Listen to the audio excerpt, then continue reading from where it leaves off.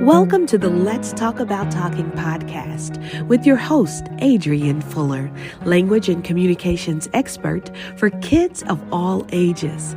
On this podcast, we talk about speech, language, and all things happening with your child, giving you specific tactical information you can use to help your kids talk, listen, and thrive in their academic journey. Hello, you all. This is Miss A, the SOP, and I am going live, and I am happy to have you today. And today I wanted to talk to you about, the merits of speech therapy. And I wanted to invite one of our previous on to talk about her journey and also about her journey of adoption. And I just wanted this is a podcast and a live for parents, and I want them to know, because sometimes I feel like the journey of parenthood can be an overwhelming one, and I don't want you to ever feel alone. And so let's welcome Shelby Griffiths, one of my favorite people on the planet. Did you get your monthly paycheck for that? Let me tell you, you guys, I don't know. There's some people that you meet and you're like, okay, they're cool. Like, I love meeting new people. But I remember when I first started working with your little one, and it's like, I don't know, it's like our souls like connected or something. I don't know. I can't explain it, but I know from day one. And I'm going to do a little backstory. And so I am a speech therapist, and I was going to a school, and I got a call from Shelby to come see her son. And because at the time he was not really talking that much at all, which now is like, you taught him to talk back. I think you taught him. Now he's mouthy. That's my specialty. Yes, I know. But I remember that little fella, he used to just cry and cry and cry at the beginning. And so let's just go ahead and say, parents, at the beginning, therapy can be very difficult for your kid, and we are built for it. Like, I don't care if a child cries, because if they can't talk, crying and screaming can be their only form of communication, right? Yeah. Yeah. And so I feel like I'm getting ahead of myself, but let's just go ahead and just put all of this out there. So Shelby adopted a little boy, and how old is he now? He's 6? He's 5, turning 6 in December. Okay, so he's in the first grade, kindergarten? Yep. Okay, so he's in the kindergarten. So, but when I saw him, he was like in a 2-year-old, 3-year-old class at the time. 2. It hasn't been that long. I'm not that old. Well, that's because we still talk all the time. But it has been that long since I've seen him. And so I'm going to just say this. I don't know if I've ever met someone who's this excited about being a mom as you are. It really just radiates. Like, I was looking at your picture the other day, Shelby. Maybe it was today, and I was like, she loves him. It is. She loves him. And I'm a Christian. And so I feel like the love that you have for him is it reminds me of the love that the Father has for us. Oh, I think one of the things that resonated the most with me was somebody asked me one day, they're like, because they were like, they weren't trying to be mean. It was a friend. So they were like, you're an older mom. What is the thing that like is the most surprising thing for you being a mom, being at your age? And I was like, I thought about it for a second. I was like, actually, it's kind of easy. And they were like, well, what is it? And they were like, waiting, it's like how tired I am or whatever. I'm like, how much fun it is. I'm like, everybody warned you about the not sleeping and the crazy 2-year-old thing and the crazy 3. Everybody warned you about all the bad things, but no one ever says, oh, but you know what the other thing is? You'll have the most fun of your life. And I am having the most fun of my life. It's so apparent. Oh, And so can you, I guess, kind of quickly tell us, like, what made you be invested or want to get speech therapy for your little one? So, I'm obviously very involved in Jeffrey and his school and everything like that. So this was pre-COVID.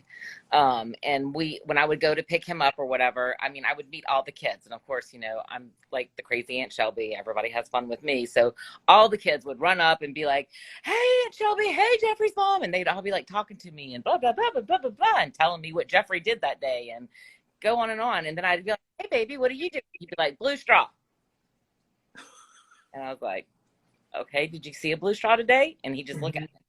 And I was like, right, I don't know exactly what that was. While these other kids were having full sentence conversations with me, you know, and Jeffrey was happy to see me, don't get me wrong. Like he was like, but he was, I would be like, well, what did you do today? He'd be like, blue straw. And I was like, that's not the answer to a question, you know?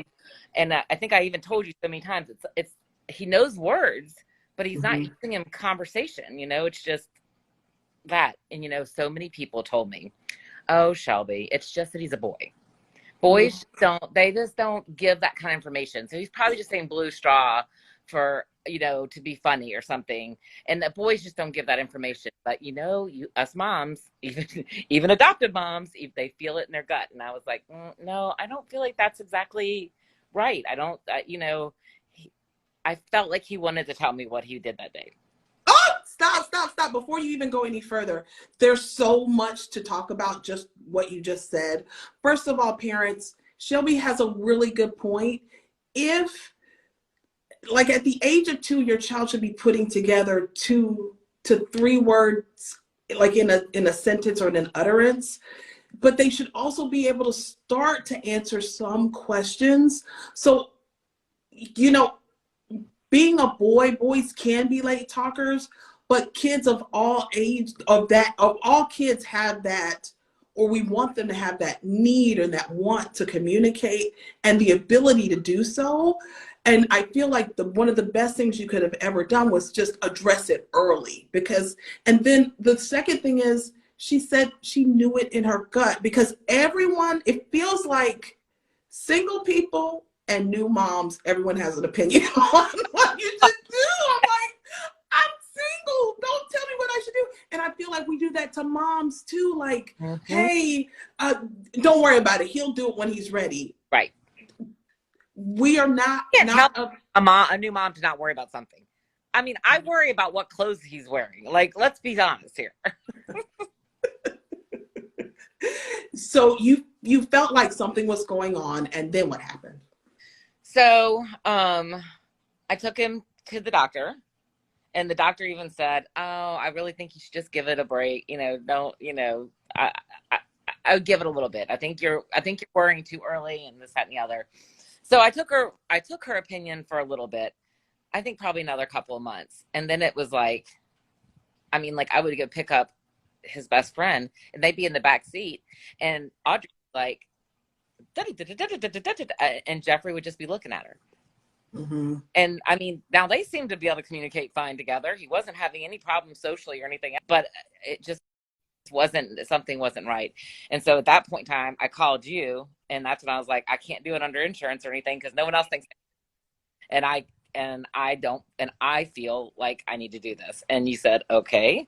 And so you said, well, I can test him. And, you know, we talked about the different options. And you even said, you know, if you really want to wait, you know, you can, because I don't think, you know, that it's a major problem yet, but I do think that you're going to need it.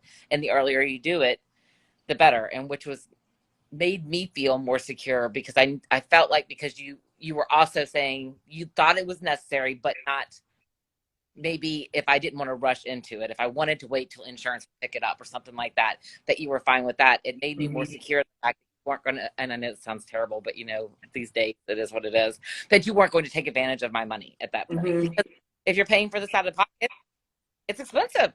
You know? It is. It so, is. It's a sacrifice for sure. Yeah. So, but I never felt like that. You know, I felt like you really had that, you knew that, you know, and so you took that into consideration when you made decisions. So when I met Shelby, you guys, and we use this recording also for our podcast. So the folks can't see you out in podcast land, but Shelby is white and her son is African American. And I always loved that you were very insistent that the people that touch him looked like him. Yep. That was really like so important to me too. And I just found that to be I love that. I think because I've seen it go both ways. I'm just going to keep that. Right. Like I've had people come in the clinic and I'm like, oh, I don't know how this is going to work. Are you doing this for the right reasons? Like you can want to change somebody, but you don't have to be everybody's savior. I think that's what they call it. But you've never presented that way to me. And I feel like just making sure that he feels like comfortable with who he's around. You're very intentional about that. And I do want to at least say that. Yeah, I'm very serious about racial mirrors. I really want him to, I want him to see people of color in power positions around him. I want him to see smart and strong Black women, Black men, that he sees, that he looks up to and educated, so they all know, so that he knows that that's where he's headed. Mm-hmm. Oh, very nice. I love that. And so I feel like if you had to tell someone, like, what did you love about having speech, or what did you like, can you tell me, like, our journey wasn't terribly long. I think I want parents to know that too, because a lot of times people are like, well, he's going to be in there forever. But I'm like, if you're intentional and you carry over what we practice, or you pick up 30 days to get your toddler talking, like if you do those things at home, for many kids, the time in actual therapy doesn't have to be lifelong, right? No, we did it, I think, once a week, right? It was once a week. And for a year, almost exactly a year. You tested him and he was pretty much right where he should be, if not a little over. And so that was it. I was like, wait, that's all? They're like, yeah. I'm like, I'm gonna miss you. Yeah, the saying goodbye part can be right. I don't know. Sometimes I miss the parents as much as I miss the kids. 100%. And Jeffrey, for the couple weeks after that, of course, because now he's talking, he's like, nobody came and got me. And I was like, I'm sorry. I'm like, I'm sorry. Oh, I love that.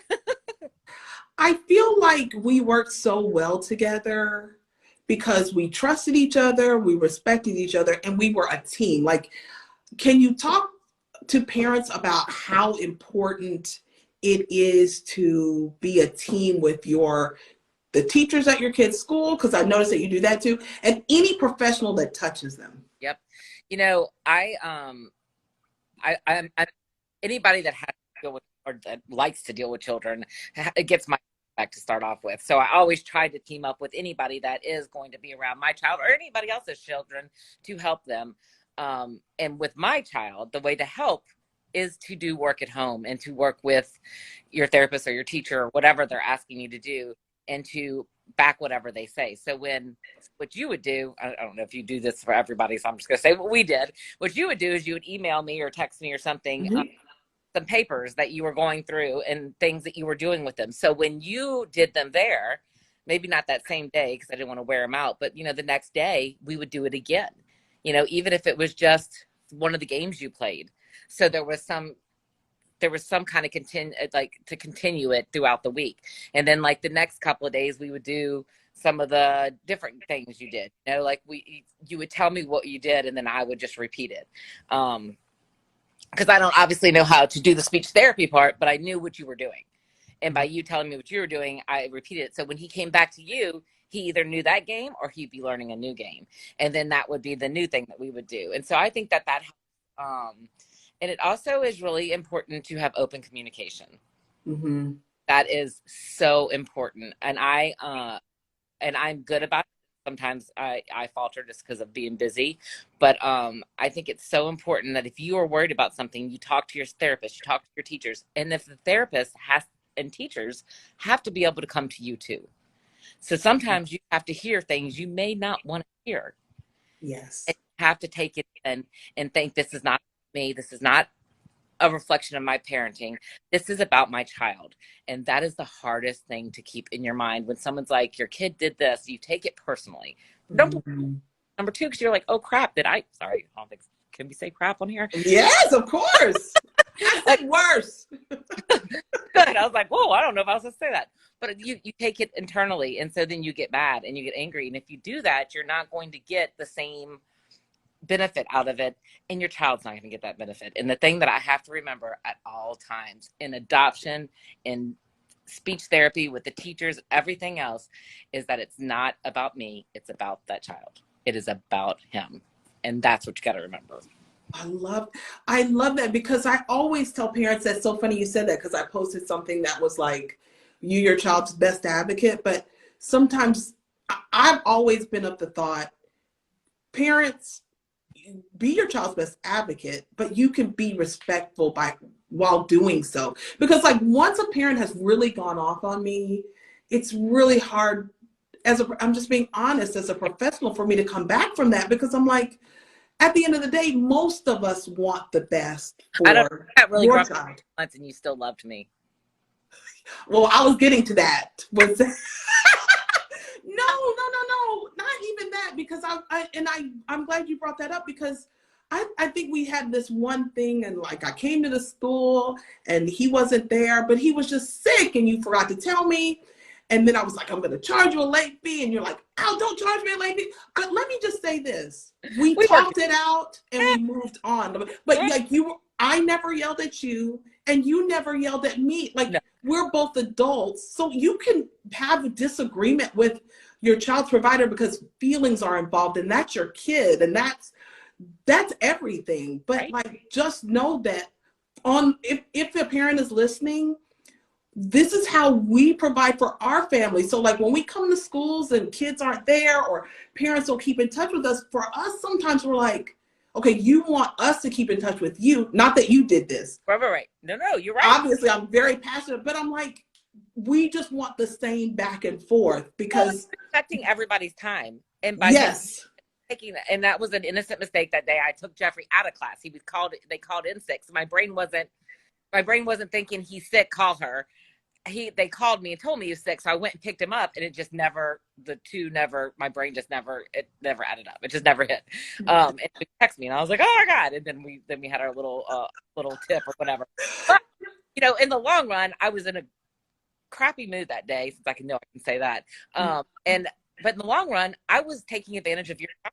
And whether it be accidental or not, an accidental advantage, taking advantage of somebody accidentally is still taking advantage of them, whether you like it or not, and so, in the long run, you should have charged me. You didn't, because you're so sweet, but you should have, because, and I would have gotten over it, because I would have calmed down when I was sane thinking, and I would have paid it openly. But it's definitely, you have to make sure that you're respectful of people's time, in anything you do. And on the flip side, if there are therapists listening, we also have to remember, parents, especially parents of young kids, it's a very busy time.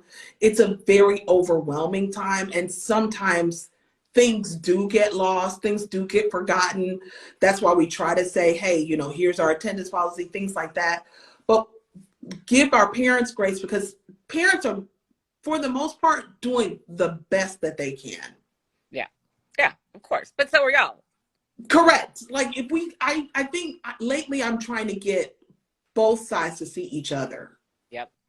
Well, and again, I've always been, which is why when I think about that afternoon that you and I talked, and I was so upset. I'm such a big proponent about not wasting people's time, that I think it's hilarious that I got upset at that moment just because I was in such a bad mood. It was obviously the bad mood, not what I really thought, because it's how you feed your family. And you can't expect, if you missed an hour of how you feed your family. Correct. That's all. That's it, That's all. Wasted hour.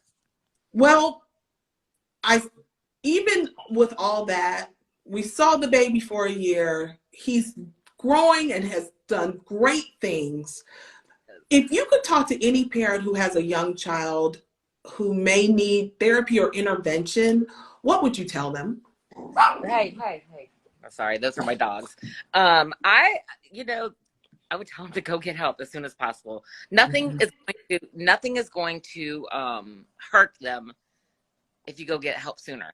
You know what I'm saying? Like, agreed. You're gonna be like, oh, you started therapy too soon. Now your kid's gonna be really delayed. You know, like that's how it works. You know, that's just not how it works. And especially if you have insurance. I mean, I did it even without insurance. I ignored everybody and did just what I want, which is typically what I do. That's why I love you. I know. I just continue. But you know, especially if you have insurance, there's nothing bad that can come from it. You know, there's no. I'm sure there is, but there's no teacher that I've ever met that thinks a kid that's getting any kind of therapy is slower or not going to be as advanced as the rest of the kids. Everybody learns in different ways. And let me tell you, while Jeffrey may have been delayed in speech, he's not anymore, but he may have been, he was walking before anybody was. And he was running before, now he runs so fast that no one can. We know he's been running forever. I mean, he basically everywhere. He's never learned to walk. He's still just running.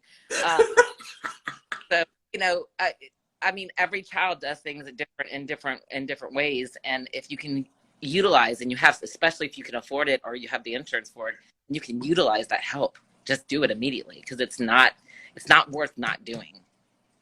If you had to talk to someone who was on the fence about adoption, what would you tell them? Do it. Yeah. You know, it's hard. I mean, it's one of the hardest things I've ever done. There's a lot of crazy moments. There's a lot of sadness, a lot of happiness. And there's a lot of empathy, you know, like, you know, just Jeffrey's mom. I love her. Like, she's part of our family now, and she always will be. So there's so much that you can learn about yourself. There's so much that you get to learn new by doing it, that it's worth it. And then you get a baby out of it, and get a child that looks at you, you know? I mean, it's just, there's nothing bad has come from adoption for us. So I love this. I do want to just close with one more thing. Shelby and I have always been a team.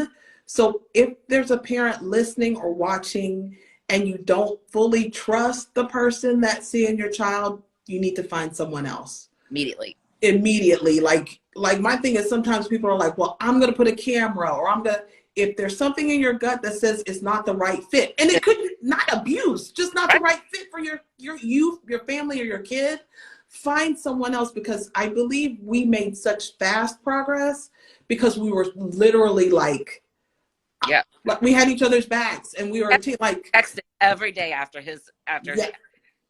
And we texted, you know, I just didn't hear what you said. And then just that, we went back and forth and had strong conversations about what you did that day and what we were going to do and what I was going to do on my side. And sometimes I'd be like, well, I'll play that game. You'd be like, no. Why don't instead you do this?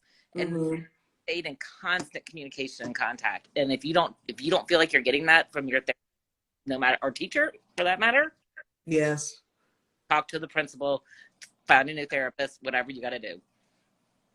Correct. Thank you so much for your time today. The holidays are coming up, and I know you have a heart for serving others, and I know that you're passing that on to your little Jeffrey, and I think that is probably the best thing of all. Yes. Thank you. Well, we love you for that. I love you guys so much. Thank you so much for doing this. And I'll do it anytime. Okay, you guys take care. Yeah, if you ever have anybody that's nervous or wants to talk, you can always send them to me. I don't mind, you know, how it feels to be scared. So yes. If you ever need anything, call. Because scared is not the worst thing you can feel as a parent, but the regret might be worse that you didn't do it sooner, right? It'll be worse. Or you always have that question: Did I wait too long? Do you ever want to look back? Did I not do something that at the time I should have? Yes. You know, then we could go on this forever. We could. But anyway, we'll go. But you guys have a great day. Thanks for joining us. All right. You guys be well. Thank you, Shelby. Bye. You've been listening to the Let's Talk About Talking podcast with your host, Adrienne Fuller, language and communications expert for kids of all ages. You can grab Adrienne's book, 30 Days to Get Your Toddler Talking, on Amazon or at speechbuilders.org.